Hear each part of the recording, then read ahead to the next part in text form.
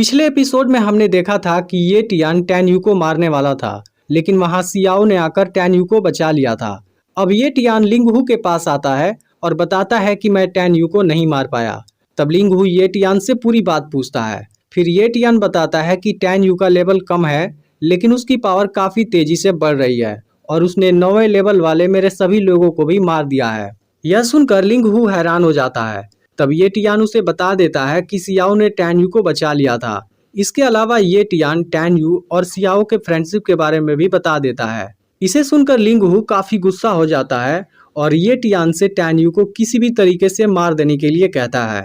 फिर ये टियान लिंग हू को डेथ मैच वाले चैलेंज के बारे में बताता है और कहता है कि मैं उस मैच में टैन यू को मार दूंगा। यह सुनकर लिंग हू ये टियान की बात मान जाता है। तभी ये टियान उसे बताता है कि टैन यू को मारने के लिए म्यूरोन कुन ने भी अपना आदमी भेजा था और लौटते समय मैंने मेंगई को टैन यू के साथ देखा था, लेकिन मेंगई को म्यूरोन कुन पाना चाहता है, इसलिए शायद म्यूरोन कुन टैन यू को मार देना चाहता है। दूसरी तरफ म्यूरोन कुन के आदमी भी टैन यू को नहीं मार पाए हैं, इसलिए म्यूरोन कुन उन पर गुस्सा हो रहा है।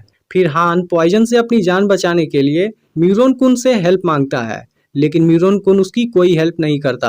अगले सीन में हम एक जगह पर कुछ स्टूडेंट्स को देखते हैं जो वहां ग्रेट एल्डर के अनाउंसमेंट को सुनने आए हैं।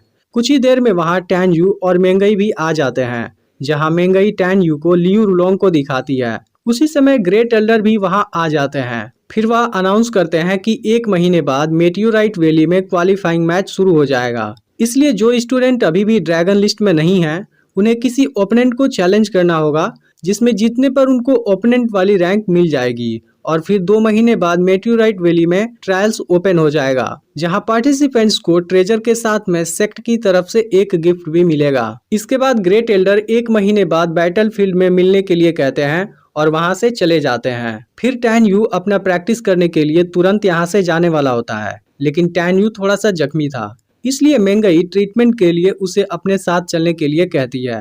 पर टैन यू उसे किसी परेशानी में नहीं डालना चाहता, इसलिए मना करने लगता है। तब इस पर मेंगई कहती है कि मुझे किसी बात से कोई फर्क नहीं पड़ता।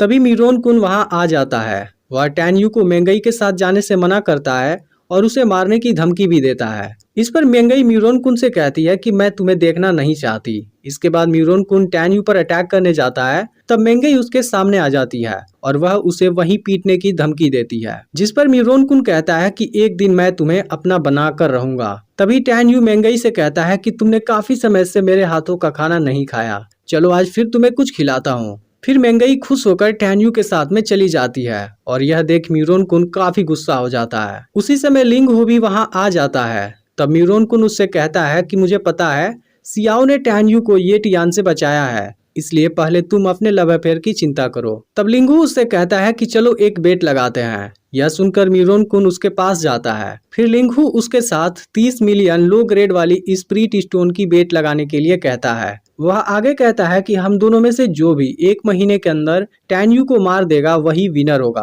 असल में मेंगई अब टैन यू को प्रोटेक्ट कर रही है, फिर भी म्यूरोन कुन उसके चैलेंज को एक्सेप्ट कर लेता है। वहीं अब टैन यू सोचने लगता है कि क्या मेंगई सच में उसे पसंद करती है। तभी मेंगई कहती है कि तुम सबसे पहले अपने हीलिंग और कल्टीवेशन पर ध्यान दो। इसके अलावा वह टैन यू से कहती है कि अब हम दोनों बेस्ट फ्रेंड बन चुके हैं, इसलिए तुम मुझे मेरे नाम से बुला सकते हो। फिर टैन यू मेंगई से पूछता है कि क्या आउटर गेट में कोई हाई ग्रेड वाली तलवार मिलेगी। तब मेंगई समझाती है कि स्पिरिट तलवार की असली पावर केवल वही यूज कर सकता है जो फीटल सोल रिल्म तक पहुंच गया हो, इसलिए आउटर गेट में केवल लो ग्रेड वाली तलवार मिलती है। फिर टैन यू कहता है कि मैं एकांत में मेडिटेशन करना चाहता हूँ, क्या तुम मेरे लिए कोई लो ग्रेड वाली स्पिरिट तलवार ला सकती हो। फिर मेंगई उसकी बात मानकर वहां से जाने लगती है और टैन यू मेंगई के बारे में सोचने लगता है।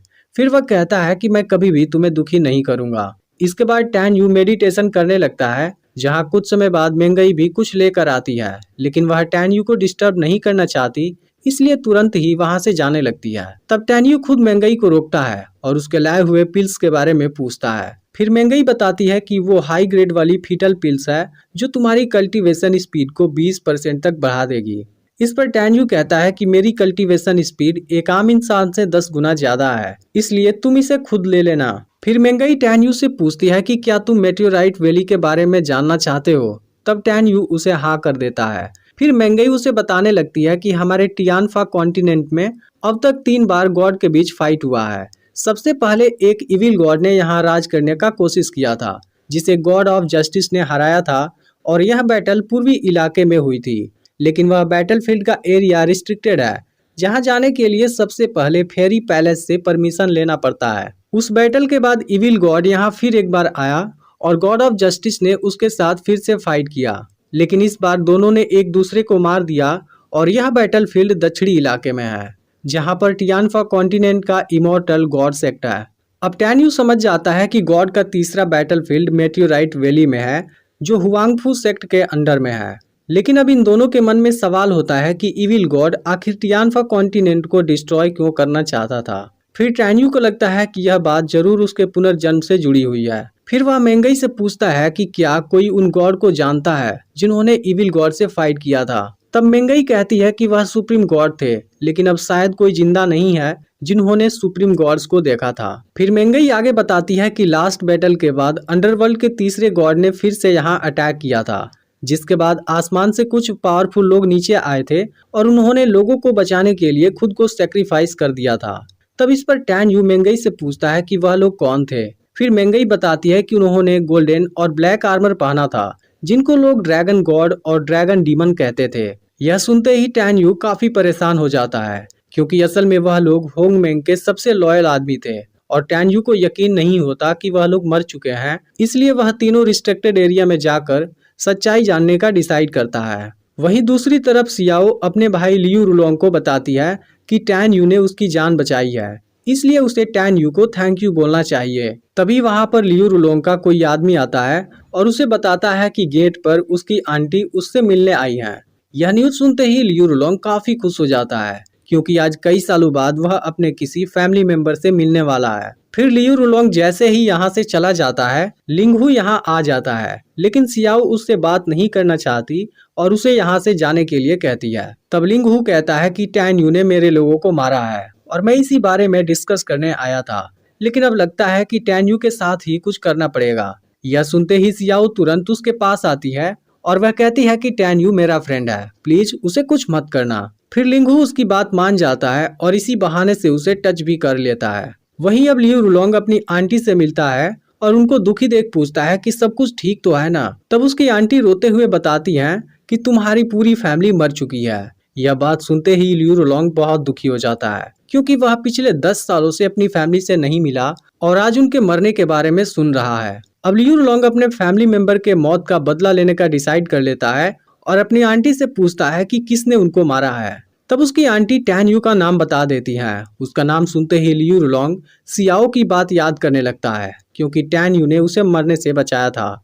लेकिन अब लियू रुलोंग को किसी बात से कोई फर्क नहीं पड़ता और वह टैन्यू से बदला लेने का डिसाइड कर लेता है। फिर वह रात को अपना ड्रेस चेंज कर लेता है और टैन्यू को मारने निकल जाता है। लेकिन दूसरी तरफ म्यूरोन कुन ने भी टैन्यू को मारने का पूरा प्लान बना लिया है। उसके भेजे गए कुछ आदमी मेंगई के रूम के बाहर वेट करने लगते हैं। फिर वहाँ एक लड़की आती है और मेंगई से कहती है कि सूजियान खतरे में है, क्योंकि म्यूरोन कुन ने उसे लाइफ एंड डेथ एरिना में बुरी तरह जख्मी कर दिया है। यह सुनते ही मेंगई तुरंत सूजियान को बचाने चली जाती है। इसके बाद पेंग अपने सभी लोगों के साथ टैन्यू को मारने आ जाता है, लेकिन टैन्यू तुरंत वहां से भागने लगता है। वह समझ जाता है कि उसके पीछे पड़े हुए लोग स्प्रिट फीटरडिल्म के हाई लेवल पर हैं, इसलिए किसी दूसरे तरीके से उनका सामना करना होगा। अब टैन्यू टेम्पल के पास चला जाता है और सभी सीक्रेट रिल्म को एक्टिवेट करने के बाद उसमें से एक के अंदर चला जाता है। लेकिन टैन्यू की फास्ट स्पीड से सीनियर को कुछ पता नहीं चलता।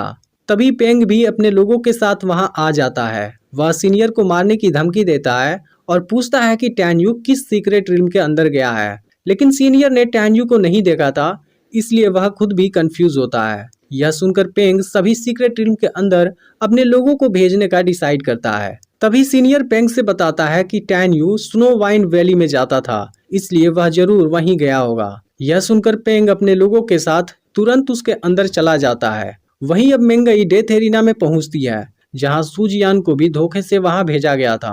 अब मेंगई समझ जाती है कि टैन्यू खतरे में है और तुरंत उसके पास जाने के लिए निकलती है। उसी समय लियू रुलोंग टैन्यू को मारने आया होता है। तभी मेंगई भी वहां आ जाती है। लियू रुलोंग ने अपना चेहरा छुपाया होता है, लेकिन मेंगई उसे पहचान जाती है। वह लियू रुलोंग से पूछती है कि टैन यू कहाँ है और तुमने उसके साथ क्या किया।